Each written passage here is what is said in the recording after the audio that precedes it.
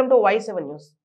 విజయనగరం జిల్లా బొబ్బిలి నియోజకవర్గం ప్రభుత్వ తీరును ఖండిస్తూ ఆంధ్రప్రదేశ్ అంగన్వాడీ ఉద్యోగులను పర్మినెంట్ చేయాలని, ఉద్యోగస్తులకు కనీస వేతనం ఇవ్వాలని నిరసన చేపట్టిన అంగన్వాడీ ఉద్యోగస్తులకు సంఘీభావం తెలిపిన మాజీ మంత్రివర్యులు, రాష్ట్ర తెలుగుదేశం పార్టీ ఉపాధ్యక్షులు గౌరవ శ్రీరావు వెంకట సుజయ్ కృష్ణ రంగారావు గారు తదుపరి ఆయన మాట్లాడుతూ, ఒక వ్యక్తికి జీవితంలో అత్యంత ముఖ్యమైన దశ బాల్యం. అటువంటి బాల్యాన్ని ఎంతో జాగ్రత్తగా తీర్చిదిద్ది భవిష్యత్తుకు బాటలు వేసే వారిని ఉత్తమ పౌరులుగా, మానసికంగా, ఆరోగ్యంగా ఉండడానికి కావలసిన జాగ్రత్తలు తీసుకుంటూ బాలలను పౌరులుగా తీర్చిదిద్దే కార్యక్రమాన్ని జాగ్రత్తగా మరియు బాధ్యతగా నిర్వహిస్తున్న అంగన్వాడీ కార్యకర్తల సహకారం మరవలేదు.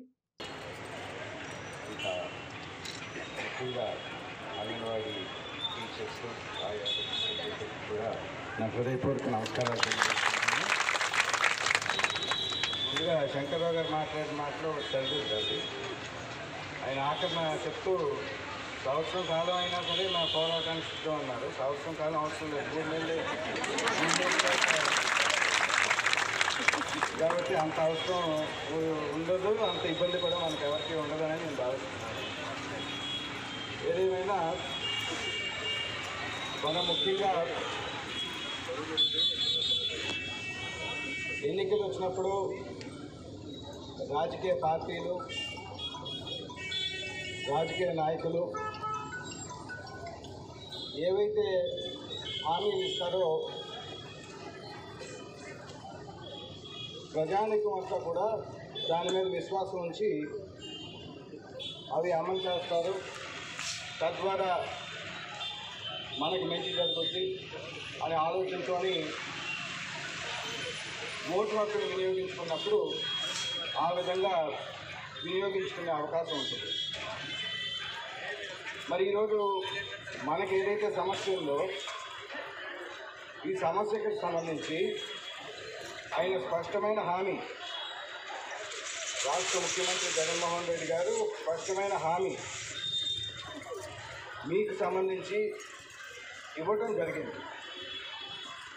ఇచ్చే సరే దాంతోపాటు ఎన్ని అవాస్తవాలు చెప్పారో ఇందాక చెప్పడం జరిగింది. జీతాల పెంపుదల గురించి, ఇంకా ఇతర అంశాల గురించి, ఇంకా ఇతర ప్రభుత్వాలు చేసిన ఘనత కూడా వీళ్ళ ఖాతాలో వేసుకుంటున్నారంటే ఎంత దురదృష్టకరమైన పరిస్థితిలో మీరు అందరూ కూడా ఆలోచించారు. అవి తీసి పక్కన పెడితే మనకిచ్చిన హామీ ఏదైతే ఉందో ఆ హామీ ప్రకారంగా అమలు చేయవలసిన అవసరం ఏ ప్రభుత్వం మీదైనా ఉంటుంది, ఏ ముఖ్యమంత్రి మీదైనా ఉంటుంది. మరి ఆ విధంగా మీరు చాలా ఓర్పు సహనంతో ఆయన ఇచ్చిన మాట అమలు చేయడానికి మీరు సుమారు 5 సంవత్సరాలు కాలం ఆయనకి గడువు ఇవ్వటం జరిగింది. మరి 5 సంవత్సరాలు కూడా ఆయన పరిపాలన విధానం ఎలాగున్నా అది ఇప్పుడు అప్రస్తుతం. కానీ మనకు సంబంధించింది, మనకిచ్చిన మాట మాత్రం ఆయన నెరవేర్చలేదు. మరి ఆయన తాడేపల్లి నకిలీ ప్యాలెస్లో నుంచి ఆయన ఎప్పుడు బయటికి రాకపోయినా ఎన్నికలప్పుడు బయటకు వస్తారు కాబట్టి తప్పనిసరిగా ఈ సమయంలో మీరు సరైన సమయంలో ఆయన పట్టుకోవడం జరిగింది. దానికి మిమ్మల్ని అందరినీ కూడా అభినందిస్తున్నాను. మీరు తప్పనిసరిగా ఏదో ఒక రకంగా స్పందించవలసిన అవసరం ఉంది. ఒకటి, ఆర్థిక పరిస్థితులు బాగలేవు, బాగున్నాయి, ఇవన్నీ కూడా తీసి పక్కన పెట్టి ఇచ్చిన హామీ మాత్రం అమలు చేయవలసిందే. ఇంకా ఆర్థిక పరిస్థితికి వస్తే మరి ఎన్ని విధాలుగా ఈ ప్రభుత్వం, ముఖ్యమంత్రి గారు, వాళ్ళకి సంబంధించిన మంత్రులు, శాసనసభ్యులు జోబులు నింపుకుంటున్నారో మనందరికీ కూడా తెలిసిందే. ఈ రోజుల్లో తెలియదు ఏం లేదు. కేవలం ఆ ఇసుక రీచుల మీద ఏదైతే వాళ్ళ శాసనసభ్యులు సంపాదిస్తున్నారో, అదేవిధంగా అరకొరవ సంక్షేమం ఏదైతే ఈ ప్రభుత్వం చేస్తుందో దానికి ఇచ్చే పత్రికా ప్రకటనలు 100 కోట్లు ఇచ్చి ఏదైతే ప్రకటనలు నిత్యం ఏ పత్రిక తీసుకున్నా సరే ఈ 100 కోట్లు ఖర్చు పెట్టి ప్రకటన చేస్తున్నారు. జగనన్న కాలనీ పేరుతోని దాని అభివృద్ధికి 100 కోట్లు ఏదైతే అధికార పార్టీ నాయకులు తినేశారో, మిగతావన్నీ మనకు అక్కర్లేదు. కానీ ఈ 3 అవినీతులు వాళ్ళు అరికట్టగలిగితే మనకి ఇవ్వాల్సింది సునాయాసంగా ఇవ్వచ్చన్న విషయం మీకు అందరికీ కూడా తెలియజేస్తాం. ఆ విధంగా ఎటు చూసినా కన్నాళ్ళు మీకు ప్రభుత్వం నడపడం చేత కాదు, పరిపాలించడం చేత కాదు. ఏ ఒక్క అభివృద్ధి కూడా రాష్ట్రానికి సంబంధించి చేయకుండా ఈ అరకొర సంక్షేమంతో ప్రతి ఒక్కరిని కూడా ఇబ్బంది పెడుతుంటే మరి ఏ విధంగా ఇటు అధికారులు కానీ ఉద్యోగులు కానీ సామాన్య ప్రజలు కానీ పూర్తిగా ఈ ప్రభుత్వం మీద జగన్మోహన్ రెడ్డి గారి మీద విసిపోయిన పరిస్థితి ఈరోజు మనందరం కూడా చూస్తున్నాం.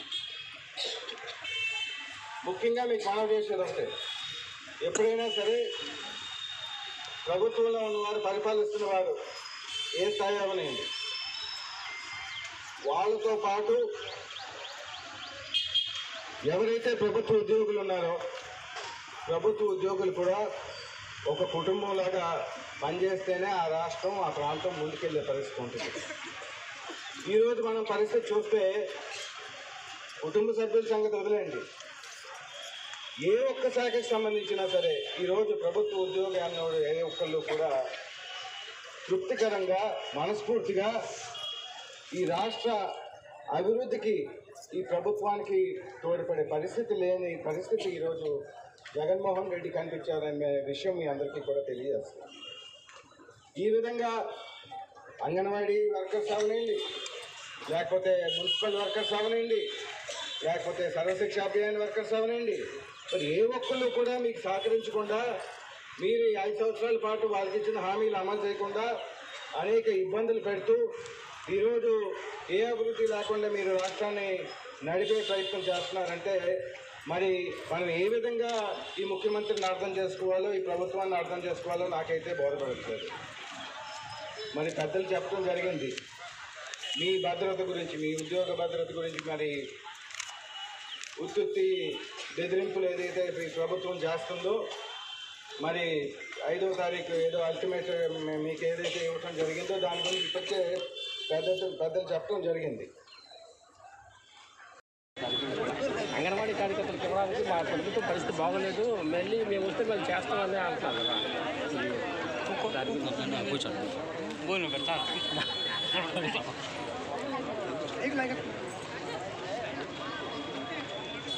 ఆర్థిక పరిస్థితి